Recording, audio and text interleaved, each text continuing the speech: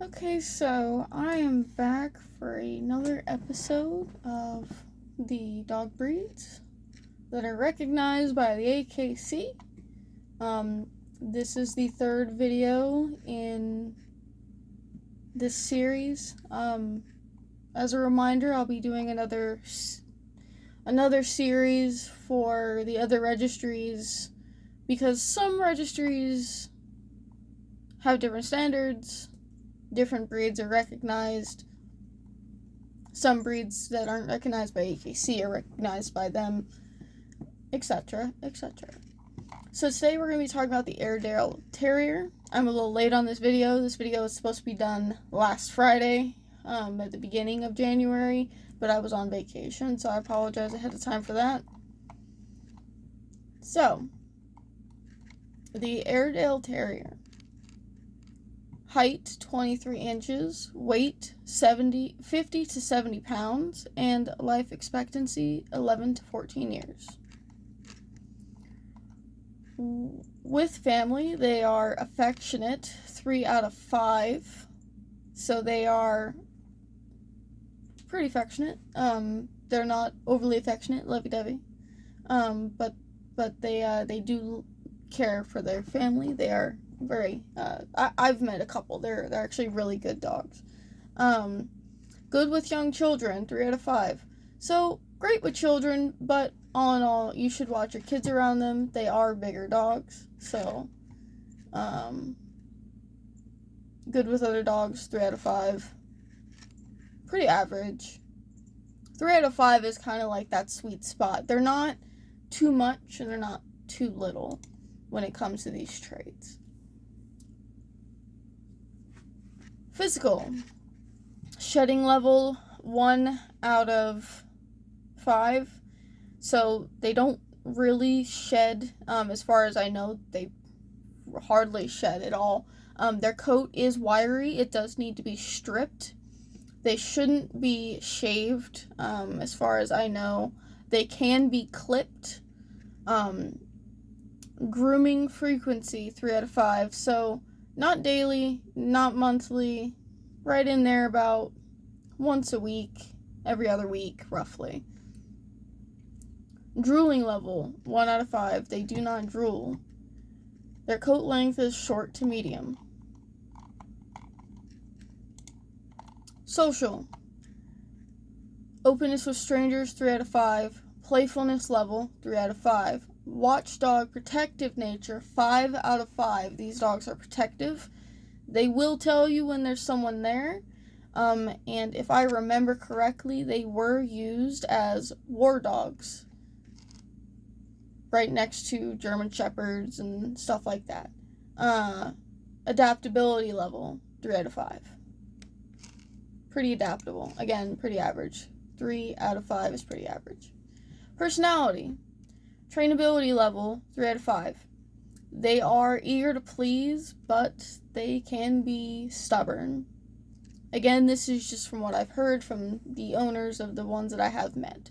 But I'm pretty sure that that is the general consensus for the breed. They can be stubborn, but they're relatively easy to treat, easy to please, easy to train, and eager to please. Energy level, 3 out of 5. They're no couch potato. They need their exercise. Barking level, 3 out of 5. Mental stimulation needs, 3 out of 5. These are intelligent dogs.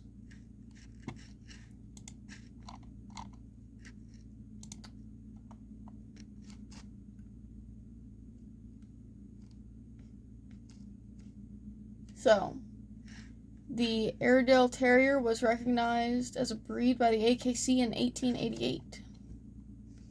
They rank 64 out of 205 breeds in the popularity scale. So they're relatively popular. They come in black and tan and grizzle and tan. Grizzle is... So black and tan, whenever you hear black and tan, that usually means, you know, you've got your tan with a black saddle along the back. Grizzle is like the tips of the hair are colored in black. Not to be confused with brindle. they don't have any recognized markings on the website. It's just literally blank.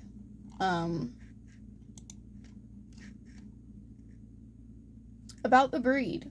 His size, strength, and unflagging spirit have earned the Airedale Terrier the nickname the King of Terriers. The Airedale stands among the world's most versatile dog breeds and has distinguished himself as hunter, athlete, and companion. The Airedale Terrier is the largest of the terrier breeds. Males stand about 23 inches at the shoulder, females a little less. The dense, wiry coat is tan with black markings. Long, muscular legs give Airedales a regal lift in their bearing. And the long head, with its sporty beard and mustache, dark eyes, and neatly folded ears, conveys a keen intelligence. Airedale, I keep saying ale. Airedales are the very picture of an alert and willing terrier, only bigger. And like his smaller cousins in the terrier family, he can be bold, determined, and stubborn, like I said. Airedales are docile and patient with kids, but won't back down when protecting hearth and home. Okay. Thanks to their famous do-it-all attitude, Airedales excel in all kinds of sports and activities. So I believe they are used in protection from time to time. Just my assumption. Let me not assume, let me look that up.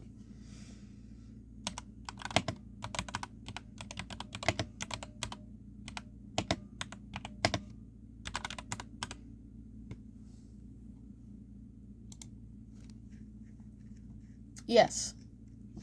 Airedales are used for protection and make excellent guard dogs due to their loyal, territorial nature, bravery, and strong protective instincts, serving as alert watchdogs, capable protectors against vicious threats from wildlife to intruders. They historically served as police dogs and wartime messengers. Modern owners use them for everything from guarding livestock and homes to deterring predators like bears, mountain lions, and coyotes. So, they're not a breed you want to mess with. You think a German Shepherd is scary.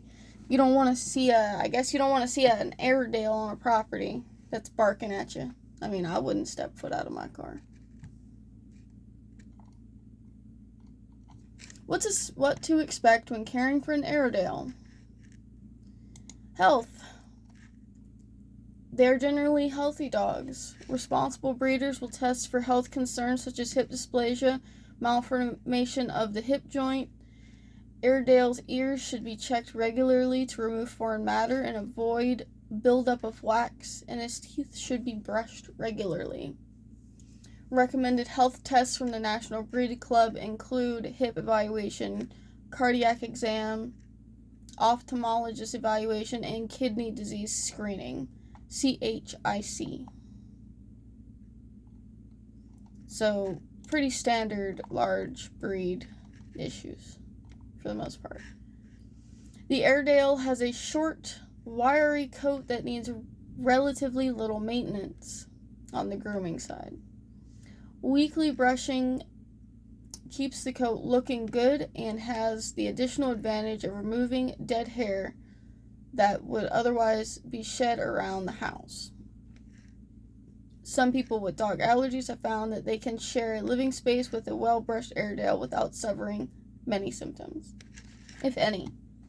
So if you've got allergies and you're honestly wanting to get a dog, the Airedale seems ideal. Not to forget, though, that allergens don't just come from the fur. They come from the skin, and they come from the saliva. So, you will still get, dander from skin, and you will get those allergens in the saliva, but with the Airedale, it seems that it's lower than normal because of their coat type. If the weekly session turns up any mats, they should be broken up with the fingers and then teased apart with a comb. So don't yank out these mats. That's not... Then again, who likes their hair being yanked at anyways when they've got knots? Full grooming, where the dog is bathed, brushed, and stripped or clipped, should be done 3 or 4 times a year, either by owner or professional groomer. So yeah, not shaved. Stop shaving your wire-haired dogs because you think wire hair is safe to shave. No. If your dog has a wired coat, you should be clipping. No shaving unless absolutely necessary by means of severe matting or vet treatment.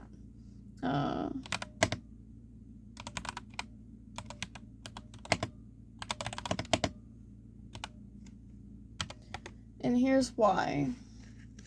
Because they have a distinctive double coat. You cannot, regardless of the hair type, shave a double-coated dog. Period.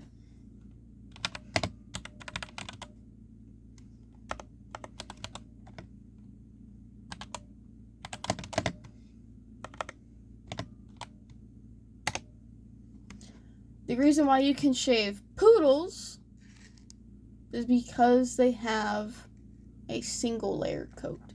It's dense, curly, grows continuously like human hair. They do not have a double coat. So don't confuse your fucking poodle with hair with a dog like an Airedale or an Irish Wolfhound or what have you that has wire hair that also has a double coat. You cannot shave double coats regardless of hair type. So stop shaving your damn dog thinking it's okay. You're damaging their coat. Exercise. Terriers are generally known for their high energy levels. Given that the Airedale is the largest of terriers, that energy must be channeled into safe outlets. You don't want them knocking over your toddler. Which is why I'm assuming they're a 3 out of 5 on the children friendliness scale. Because when they say friendly to children, or good with children, they mean in temperament and in interaction. They don't just mean, oh, yeah, it's a friendly breed. No. Let's say, I would even go as far as to say, let me think of a very friendly breed. The Newfoundland. Very friendly. I've known them to be very good with children, but they're massive. So they're generally a 3 to 4 on that scale, because while they're very good with children, they have a good temperament for children, they're big dogs. They will knock your child over if they get into a playful frenzy. Like, you have to make sure that your dog isn't knocking over your 2-year-old. Or even your 16-year-old, because I've known some large dogs that, shoot, they'll sweep my feet from under me. Fortunately, Airedales love to play with other family members. A daily play session of moderate length, in addition to walks or backyard time, several times a day, should be enough to satisfy the Airedale's exercise requirements. Airedales play well with children, but interactions with toddlers and smaller children should be closely supervised. Airedales are rangy? What? But strong. That strength, combined with a boisterous personality, can lead to mishaps. Like I said, they are great with children, but they are a terrier. They are a hyper, more energetic breed. So they will knock your children over. What was I going to say? When they say several times a day, I chalk that up to be more than 2 times.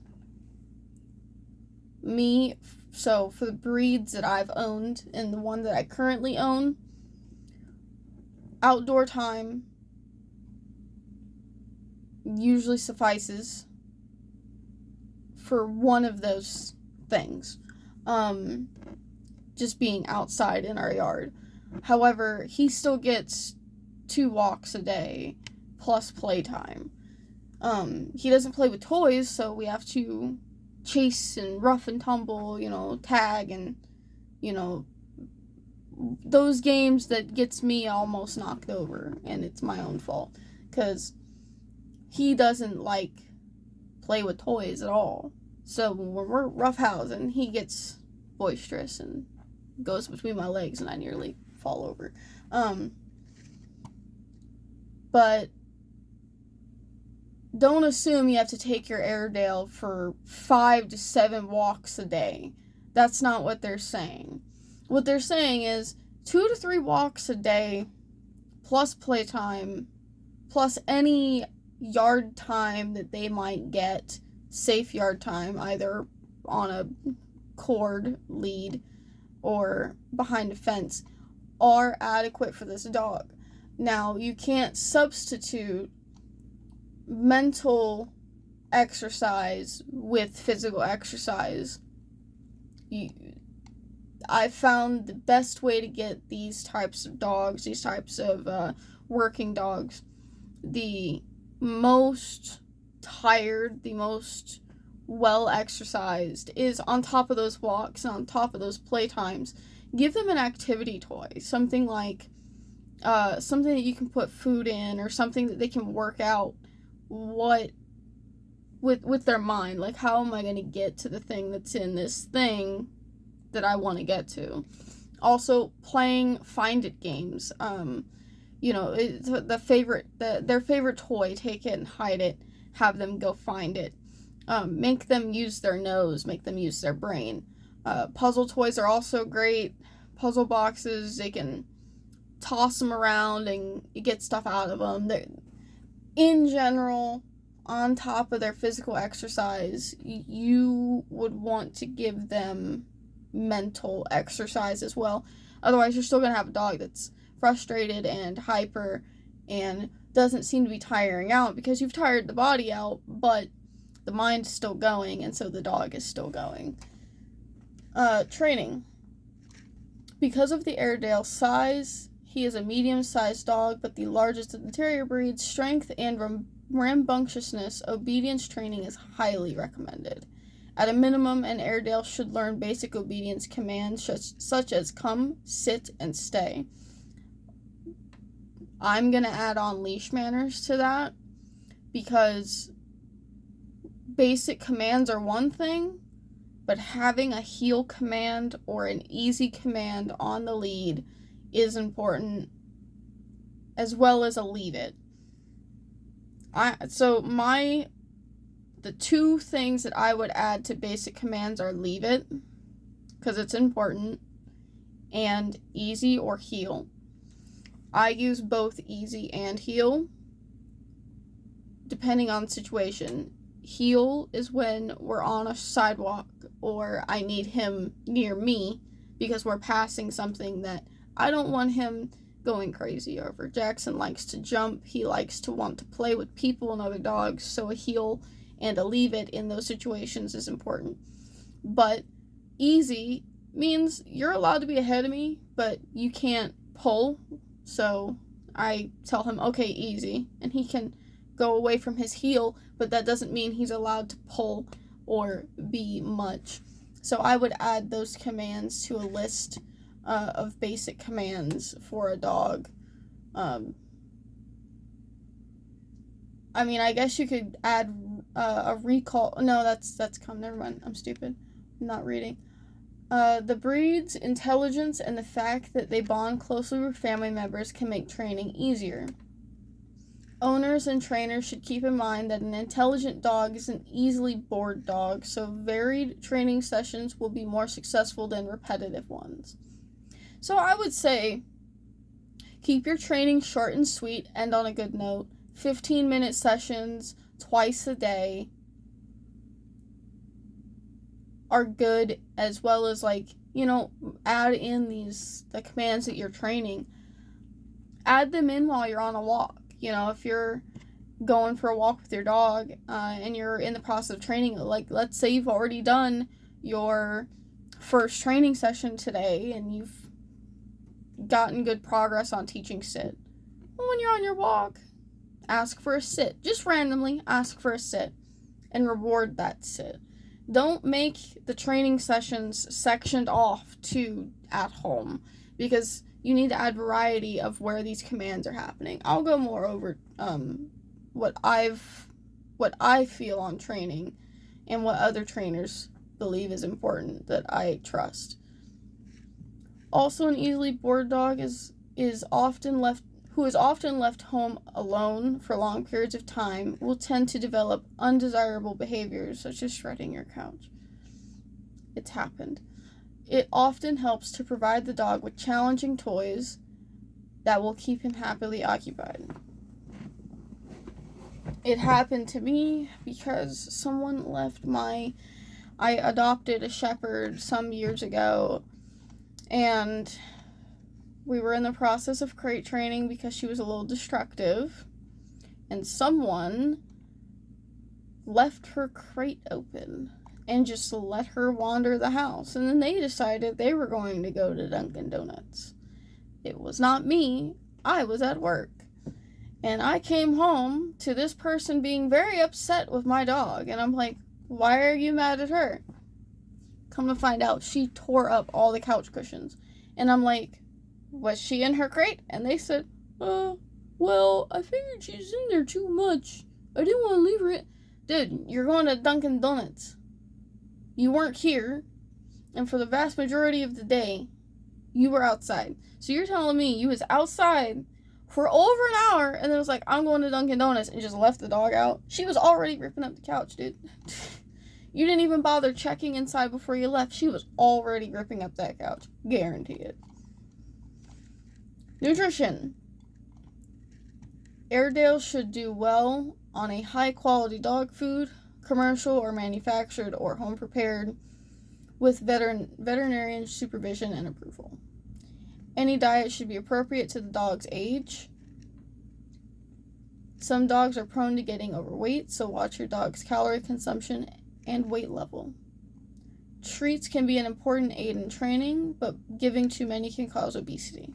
So this nutrition section is never really catered to the breed, I've noticed. This is the third one I've read, and it's basically the same thing. When it comes to nutrition, what I always say is, me personally, I prefer raw.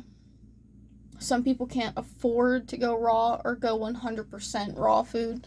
Right now, even myself, I'm not on a full raw because meat is very expensive right now. But he is on a 50,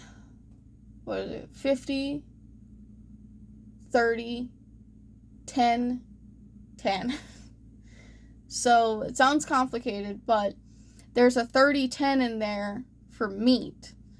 And I say 30-10 because 10% of it is fish. And I don't want to give him too much fish because mercury. Like me, I would not eat too much fish, so why would I give my dog more than 10? 10% of his diet is normal for fish anyways. The rest of that, is meat. So 30% meat, 10% fish, 10% is fruit, veg, grazing. So whatever he grazes on in his own time, or, his strawberry treats, or sometimes he'll get peas and carrots mixed in with his food, stuff like that. During Halloween, I like to go out and buy a pumpkin, and I just, break it and throw it out there. I just take the whole thing and go, bah, goes everywhere. He eats the pumpkin. It's a fun time. Great enrichment thing, by the way. If you've got, pumpkins or gourds that are safe for your dog to eat, and you just, throw them and break them, or let the dog rip into it, they will have a fucking field day, and if it's during the cold season, that pumpkin is good for, 2 days outside. No joke. But the other, the primary 50% is his kibble, which it makes sense. I buy like a 50-pound bag from Tractor Supply for like $27. History. One of Britain's key manufacturing centers before the turn of the 20th century, the Aire Valley lies in the north of England, less than 100 miles from the Scottish border. In the mid-1800s, at the height of the Industrial Revolution, the valley's factory hands and mill workers first bred tough, devil-may-care Airedales in their own image. It's a neat irony that the King of Terriers was developed not by royals, but by working men, because the true kings of the land are the ones who work the land, in my opinion. Airedales were created to be large and fearless hunters of ducks and rats, and no doubt did some poaching on the side. Fittingly, for a dog from a manufacturing community, this was a manufactured breed. Several existing breeds went into its makeup. These include the Otterhound, which is on the verge of extinction, and such now extinct breeds as the English Black and Tan Terrier. A practiced eye can also spot traces of Irish Terrier and Bedlington Terrier in the Airedale. It's quite possible that setters, retrievers, and herding dogs also played a part in the development of the breed. Airedale served in the British Armed Forces with distinction during the First World War as messengers, sentries, and guards. In North America, the breed was known as a 3-in-1 hunting dog, equally adept on waterfowl, upland game birds, and furred prey, rabbits and stuff like that. This will come as no surprise to anyone who has ever owned an Airedale, as the breed's versatility is legendary. Ratter, duck dog, big game hunter, herder, guardian, warrior, actor, athlete, canine cop, and babysitter are all jobs held at various times by the mighty King of Terriers. So they're just good dogs in general. Let's see. On the Did You Know section, the Airedale was a popular breed with U.S. presidents. Woodrow Wilson had one named Davy. Warren G. Harding's was called Laddie Boy, and Calvin Coolidge had Paul Pry, who was originally called Laddie Buck. Author of Mice and Men and Grapes of Wrath, John Steinbeck was also an Airedale owner. From 1864 and on, the earlier whelps were called Working, Waterside, and Bingley Terriers. The Airedale was one of the first breeds used for police duty in Germany and Great Britain. An Airedale Terrier has won Best in Show in Westminster from 4 times, 1912, 1919, 1922, and 1933. The breed has been used for wartime guard, messenger duty, rodent control, and hunting birds and game. We already knew that one. So yeah, that is the Airedale Terrier. They're, as far as I have met, the few from the ones that I've met, they're good dogs. I mean, me personally, I would not have one. It's just not my breed of choice. I'm more for active hounds and retrievers, or German Shepherd is actually my main breed of choice. But another favorite that's creeping up into my list is the Central Asian Shepherd. I have yet to meet one, and I would freaking love to. I say freaking like I care about cussing. I really don't on here. I fucking love them. They're gorgeous. Huge, but gorgeous. And yeah, so that's the Airedale. I will be uploading a couple more videos scheduled to come out these next 2 Fridays.